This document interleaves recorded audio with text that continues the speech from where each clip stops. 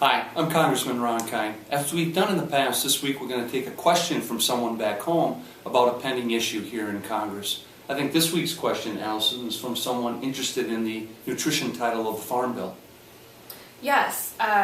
Rich from Stevens Point, along with hundreds of other of your constituents, have written in about the Supplemental Nutrition Assistance Program, otherwise known as SNAP. And they, Rich, along with many others, have been urging you and the rest of Congress to please not make the cuts that are up for consideration. Yeah, well, Rich, thank you, and thank you to all of you who have been contacting me over the last couple of weeks, expressing your thoughts, your concerns about the nutrition title, the impact it would have on SNAP, and roughly 12% of the population in the congressional district that I represent in Wisconsin. You know, at a time when the economy is still struggling, and we all should be working together to do what we can to make sure that the economy is growing, creating good paying jobs, that we're coming together to make sure that the government is funded, that it doesn't shut down at the end of the month, to make sure that we're not defaulting on our financial obligations as a nation for our first time in our nation's history. The Republican leadership in the House wants to bring a nutrition title to the floor that calls for over $40 billion worth of cuts over the next 10 years. These are cuts that will disproportionately and adversely affect low-income children, individuals with disabilities, seniors who rely on Meals on Wheels to have meals delivered to their home or in the nutrition centers. I think this is short-sighted, and I adamantly oppose the legislation and vote no on it this week.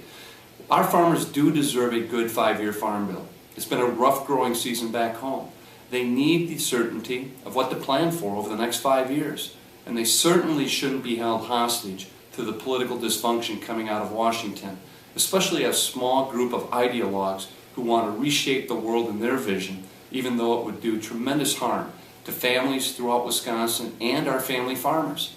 Instead, I've been working with colleagues to try to improve the Farm Bill, reform some of the outdated taxpayer subsidy programs that benefit a few but very large agribusinesses, try to protect strong conservation programs in the Farm Bill that our farmers back home rely upon, and also protecting the nutrition title of the Farm Bill, so those who are hungry and in need get some assistance until they're able to find work and get back on their feet again. I think that's the compassionate thing to do.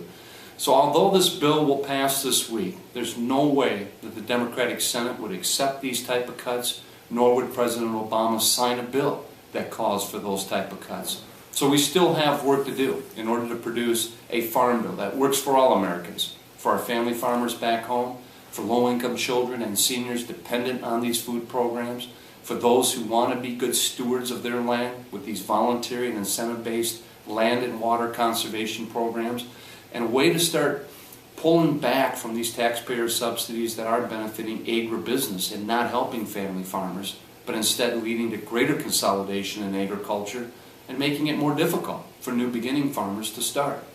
So unfortunately, we're wasting a lot of time this week with this nutrition title that doesn't have a chance of being enacted into law. And I encourage you to continue to contact me and let me know what your thoughts, your ideas, concerns, or questions that you may have, and we'll try to respond to them as quickly as possible and even do this video